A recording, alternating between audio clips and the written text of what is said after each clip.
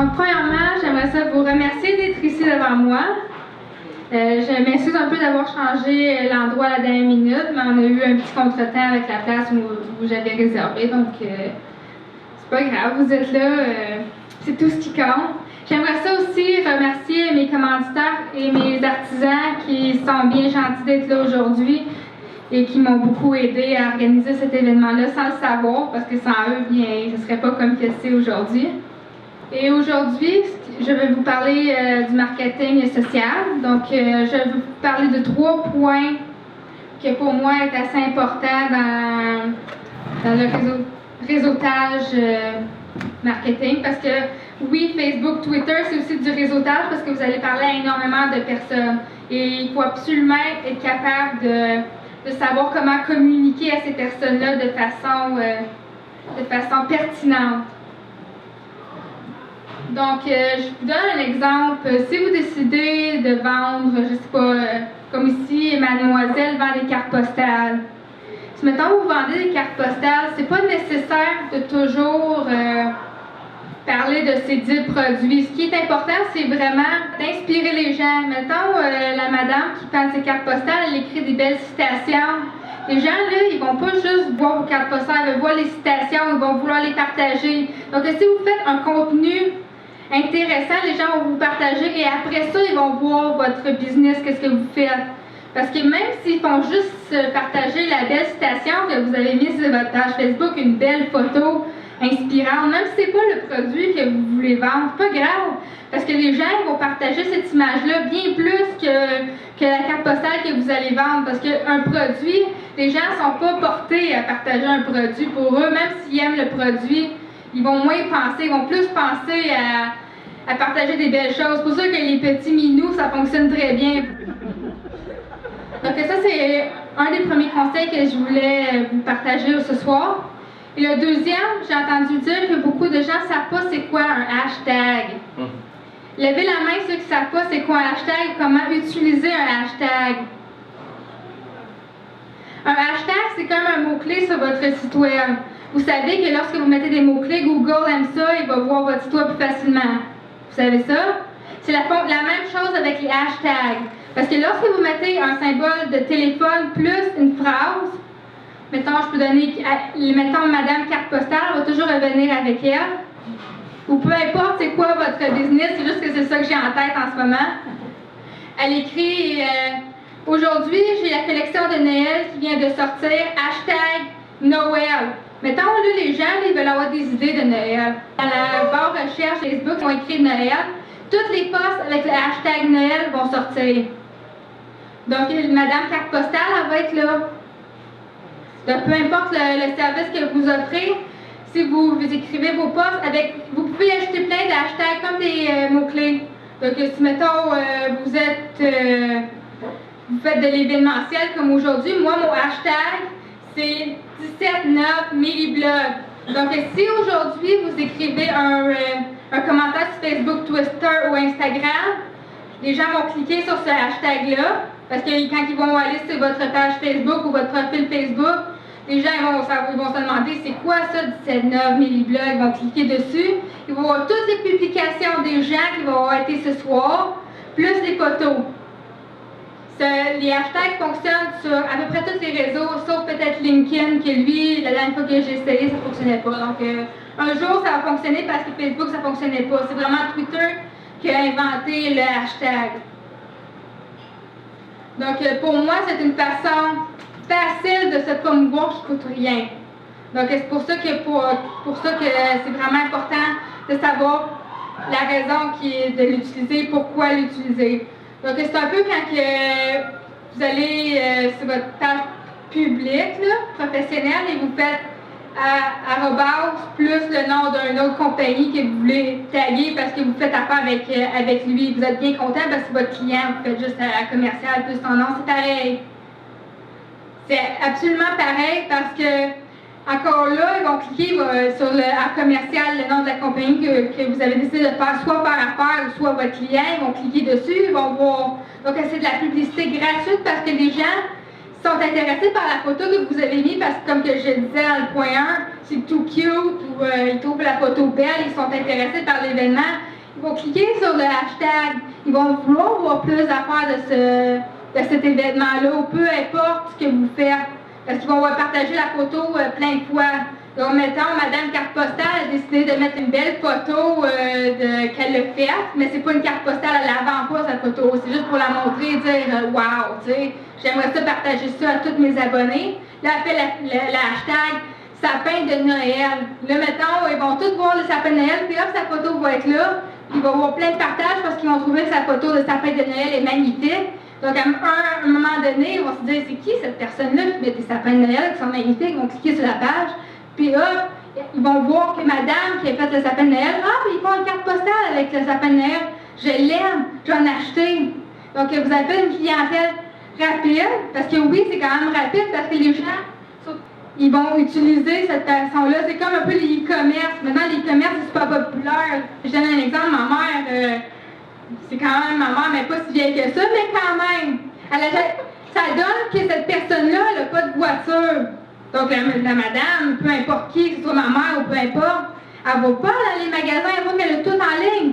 Donc, encore une fois, il faut vraiment se moderniser parce que ma mère, elle va être intéressée de voir ces hashtags-là avec ses cartes de Noël, elle va les commander en ligne. Ou peu importe, elle va voir qu'ils sont là sur Facebook, ça l'intéresse. Donc, il faut vraiment aller vers la technologie parce que c'est vraiment, dans 10 ans, là, les magasins, là, ils vont faire un chiffre d'affaires ça, puis les commerces vont faire ça. C'est déjà commencé. Même les sites web comme, je donne un exemple, Culture Shop ou maintenant Best Buy, quand ça a changé de nom, ils vendent tout par Internet. Maintenant, n'importe qui, que vous soyez grand ou petit, en 2 jours, c'est chez eux. Pourquoi qu'ils restent déplacés dans l'autoroute pour aller au magasin quand c'est la folie des fêtes? Pourquoi ils iraient faire ça? C'est pour ça qu'il faut vraiment penser dans la tête des gens. Donc maintenant, ce que j'aimerais parler, c'est que comme vous savez, la publicité payante, que ce soit Facebook, Twitter, même Instagram maintenant. Je vois beaucoup de gens qui se demandent si c'est bon pour la publicité Facebook, Twitter, etc. Je leur dis bien sûr que c'est bon, mais il faut savoir comment la faire.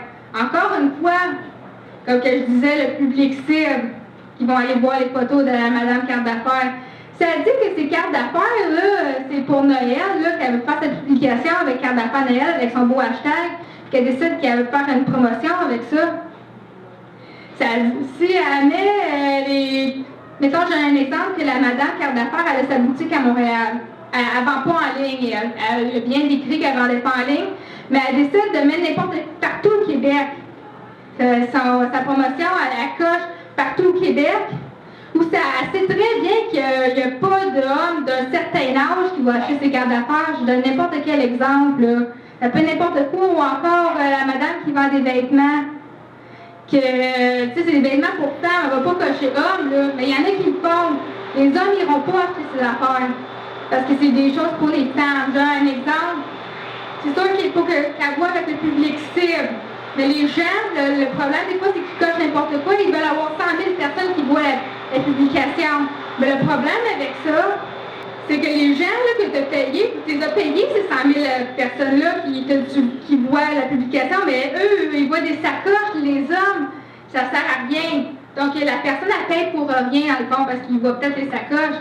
Mais à moins que par miracle, il y ait une femme qui veut offrir ça. Mais maintenant, c'est pas le temps de Noël ou quelque chose comme ça, c'est plus profitable pour elle d'utiliser juste le mot les femmes entre tel et tel âge, parce que c'est la catégorie qui se vend le plus. C'est plus profitable pour elle. Donc c'est ça, le problème de certaines personnes, c'est vraiment qu'ils utilisent les mauvaises catégories.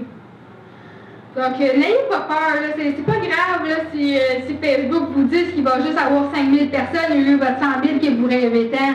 C'est pas grave. Si vous avez 5000 personnes, excusez-moi, qui vont voir votre post, mettons, c'est vraiment... vous avez choisi les bonnes catégories pour ces personnes-là, bien tant mieux!